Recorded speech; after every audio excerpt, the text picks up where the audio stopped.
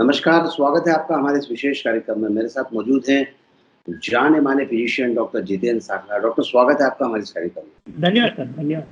Doctor साहब, मैं जानना चाह रहा था इस समय लोग काफ़ी परेशान हैं कोविड को लेकर, कोरोना को लेकर और हर व्यक्ति जो साधारण जिसको दिक्कतें हैं वो भी कोरोना की आस लगाए बैठता है कि मुझे कोरोना तो ये हो गया, उससे गलतफ़हमी, उससे परेशानी होती है।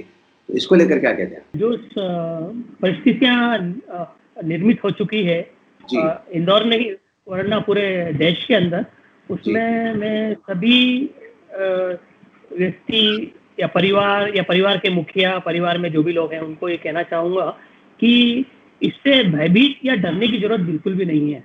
जी, जी, जी, क्योंकि अभी फ़िलहाल हमारे जो फिगर्स हैं, जी, वो विश्व को चौंकाने वाले फिगर हैं। जिस तरह से हमने उसको फेस किया है, अगर हम इसी तरह से इसको फेस करते रहे तो हम 90% के आसपास जंग जीत चुके रहेंगे। अगर हमने लॉकडाउन जो हमारे विशेषज्ञों ने और जो रिकमेंडेशन हमें दी है, अगर हम उनको फॉलो करते हैं जी, और ज़िंदगी में कई बार क्या होता है, हमें कुछ चीज़ दिखती तो हमें लगता है कि मुझे ये तो नहीं हो गया, वो तो नहीं हो गया। तो ये जो डायलेमा की सिचुएशन होती है, ऐसी सिचुएशन के अंदर हमारी भागवत गीता के अंदर सेकंड अध्याय है जिसके अंदर 39 नंबर का सूत्र है। उसमें एक बार ऐसी जब डायलेमा की सिचुएशन जहां हमें हार जीत का मालूम नहीं हो, फायदे नुकसान का मालूम नहीं हो, तो उसमें कृष्ण बोलते हैं अर्जुन को कि देख, जब कभी ऐसी डायलेमा की सिचुएशन हो, आपको अपने लाभ को हानि के लेवल तक ले आना चाहिए, हानि का लेवल लाभ के लेवल तक ले आना चाहिए और फिर उसमें जो बेस्ट चीज है उसको लेकर आगे युद्ध लड़ना चाहिए। तो आप हमेशा जीत की ओर ही रहेंगे, कभी हार नहीं सकते हैं। तो वो जो सूत्र दिया उन्होंने, हमें उसी को पकड़ के चलना चाहिए। मतलब हमारे जो स्क्रिप्चर, हम जिनको बोल सकते हैं हमारे ग्रंथों ने जो हमें दिया है, अगर हम उनको पकड़ के चलेंगे तो 100% जीतेंगे। कितनी अच्छी बात कही। गीता के सूत्र वाक्य को पकड़ कर चलना चाहिए तो जीत हमारी होगी। डॉक्टर होने के बाद भी आप जिस तरह से धर्म ग्रंथों के अध्ययन की बात कर रहे हैं, धर्म ग्रंथों पर लोगों का ध्यान डाइवर्ट करने की कोशिश कर रहे हैं, निश्चित तौर पर बहुत सराहनीय है डॉक्टर। डॉक्टर साक्षात मैं जानना चाह रहा था, जैसा आपने कहा कि व्यक्ति भयभीत है कोरोना को लेकर। हर व्यक्ति को हर सर्दी, हर खांसी या हर बुखार कोरोना नहीं होता है। तो उसको जी अपने आप को फेस करने के लिए इनिशियल लेवल पर क्या लगता है आपको, क्या कहना चाहिए, क्या करना चाहिए? ऐसी सर्दी खांसी अपन ने अपने खुद के जीवन काल में देखी है कि सामान्यतः आपको जब सर्दी खांसी होती थी तो उनका स्वरूप क्या रहता था। क्या अभी जो सर्दी खांसी आ रही है उसका स्वरूप थोड़ा डिफरेंट है? मतलब आपको बुखार बहुत तेज आएगा, कभी भी नॉर्मल नहीं होगा। सामान्यतः हमारे इस बेल्ट में तो अगर इन्फ्लुएंजा वगैरह होता है तो जो सर्दी खांसी उस टाइम पर होती है वो बुखार का ग्रेड थोड़ा छोटा रहता है और वो बुखार दिन भर नहीं रहता है। जबकि कोरोना का बुखार जो होगा वो थोड़ा एक लंबा समय तक बना रहता है, 8 घंटे, 10 घंटे, 12 घंटे। एक गले में एक अजीब सी आपको चुभन सा मालूम पड़ेगा। ये जो लक्षण है वो थोड़े नॉर्मल सर्दी खांसी से हटके हैं। तो अगर आपको ये चीजें उसके साथ है तो आपको 1 या 2 दिन में किसी डॉक्टर की, चिकित्सक की सलाह जरूर लेना चाहिए। और हमें हमारे दिनचर्या में कोई परिवर्तन नहीं करना चाहिए, थोड़ा हमारी देखभाल करना शुरू कर देना चाहिए। हम जितना जल्दी इस चीज को पकड़ेंगे उतना हम इससे होने वाले नुकसान को कम से कम कराएंगे। हम अगर इसको जितना डिले करेंगे, हम जितनी देरी से हमारे हेल्थ सिस्टम के अप्रोच करेंगे या किसी चिकित्सक से मिलेंगे तो हमारी परेशानी हम बढ़ा लेते हैं। अदरवाइज अगर आप एक निश्चित समय के अंदर सभी दवाई गोलियां शुरू करते हैं तो इसमें इतना डरने की आवश्यकता नहीं है। कितनी अच्छी बात कही आपने कि अगर आप देरी करते हैं तो आप समस्याओं को निमंत्रण दे रहे हैं, तकलीफ को निमंत्रण दे रहे हैं। लेकिन अगर आपको किसी भी तरह के सिम्पटम्स हैं जो अदर देन नॉर्मल बुखार होते हैं, या जो आमतौर पर सर्दी खांसी बुखार के दिगर जो सिम्पटम्स होते हैं उस पर काम करने की जरूरत है। मतलब ऐसे कोई सिम्पटम्स होते हैं तो तुरंत डॉक्टर को दिखा लेना चाहिए, उसकी सलाह ले लेना चाहिए। डॉक्टर, बीइंग ए फिजिशियन, आप के क्लिनिक पर बहुत सारे पेशेंट आते थे और आप कई बार हॉस्पिटल्स विजिट भी करते हो, तो इस समय किस तरह से लोगों को आप सेटिस्फाई कर रहे हो, किस तरह से लोगों को सर्विसेज दे रहे हो? पहला अपना नजरिया जो रहता है पेशेंट को देखने का, कि वो कोविड वाला पेशेंट तो नहीं है, उसके सिम्टम उस लेवल के तो नहीं है। फिर भी अगर मरीज के दिमाग में अगर वो चीज़ें बैठी हुई है तो हम उसकी खून की जांच बोल के देते हैं कि भाई आप 2 दिन ये गोलियां लो, अगर इससे अपने को फ़ायदा नहीं होता है, अगर अपन फिर भी वैसी ही बनी रहती है तो अपन जांचें करा लेते हैं। इसमें कुछ खून की जांचें होती है जो किसी भी सेंटर पे आप जाके करा सकते हैं। उससे आपको एक बड़ी चीज़ें देखने में सावधानी हो जाती है कि आप मरीज का स्वभाव किस तरफ जा रहा है या उसकी बीमारी के लक्षण किस तरफ जा रहे हैं, तो आप उसको आगाह कर सकते हैं कि ये मुझे ऐसा लग रहा है कि अपन थोड़ा सा अभी जो ट्रेंड चल रहे हैं वो उसके लक्षण अपने को आ रहे हैं, तो अपन अपने हेल्थ मतलब ये जो चिकित्सा सुविधाएं जो शासन ने अपने को दे रखी है उनको हम उस मरीज को उस लाइन में डायरेक्ट रीडायरेक्ट कर देते हैं कि वो सिस्टम के अंदर जाए, या उनको हम किसी चैनल के थ्रू या कोई नोडल एजेंसी या नोडल अधिकारी से बात करके हम उनको उसको डायरेक्ट कर देते हैं कि आप उनसे जाके मिलें, बाकी मदद ये सिस्टम आपकी पूरी करेगा। इस तरह से मेरे कई मरीज ठीक भी हुए हैं और स्वस्थ होकर घर लौटे हैं। ऑलमोस्ट आप मान के चले 97-96% मेरे मरीज 98% के आसपास अपने घर गए हैं जो कोविड पॉजिटिव निकले बाद में और घर होकर वापस आए अपने घर आए।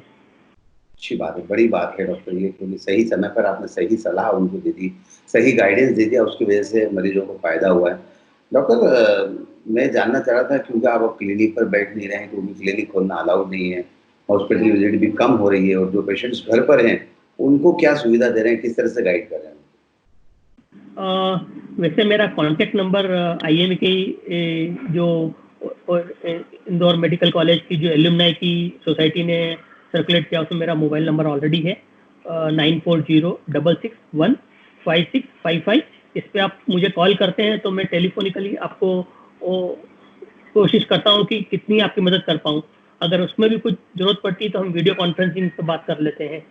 फिर उसके बाद भी बात नहीं बनती है तो हम रिक्वेस्ट करते हैं कि आप मरीज को मेरे घर तक ला सकते हैं।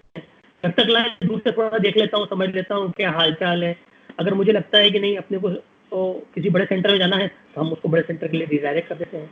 और ऐसा लगता है कि ये अभी वायरल फीवर या अभी जो कोविड-19 वाले पेशेंट में नहीं है तो मैं अपने अंदर ही भर्ती कर उनको अच्छे से ट्रीट करके और डिस्चार्ज करता हूँ। अभी विगत 2-4-5 दिनों में मैंने कुछ पेशेंट बाथरूम में गिरे हैं, फीमर नेक फ्रैक्चर हुआ है, उनको ऑपरेट कराया, पेशेंट कल डिस्चार्ज हो जाएंगी।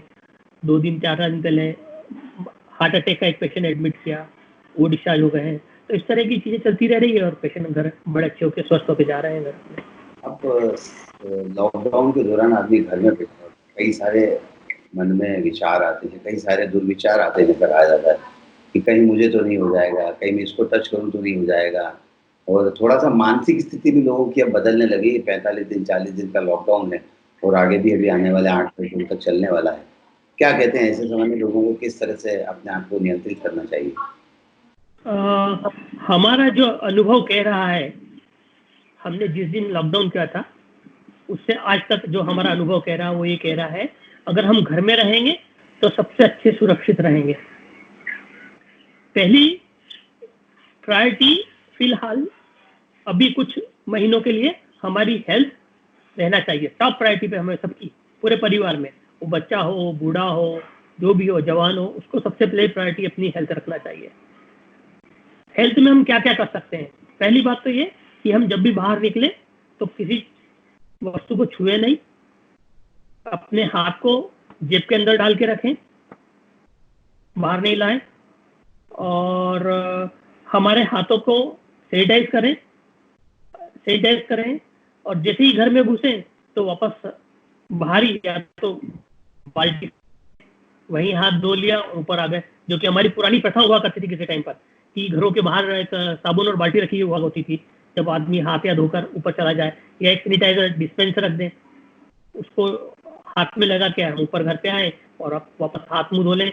और अगर हम ये सब चीज़ें रेगुलरली अगर करते हैं तो मुझे नहीं लगता है कि आपको भयभीत या डरने की कोई जरूरत पड़ती है, या आप इसके संक्रमण से ग्रसित हो सकते हैं।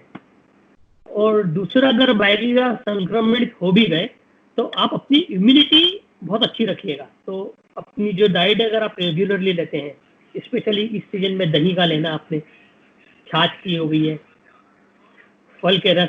अभी कुछ चीजें शासन ने बहुत आपको बहुत ही सुगमता से मार्केट में अवेलेबल है, हरी सब्जियां हैं, तो इनका अगर आप रेगुलरली सेवन करते हैं तो मुझे नहीं लगता है कि आप अपनी इम्यूनिटी भी कम हो पाएगी आपकी। तो आप अगर इम्यूनिटी मेंटेन करें, आपने इम्यूनिटी मेंटेन करी तो 95-94% तो आप नहीं जीत गए।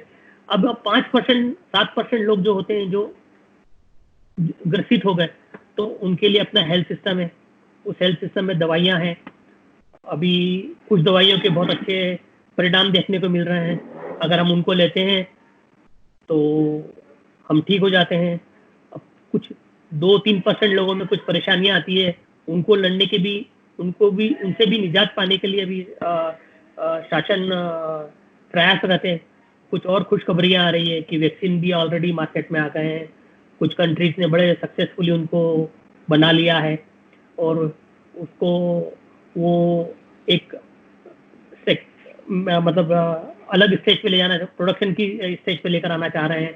तो ये तो बहुत बड़ी बड़ी खुशखबरियां हैं।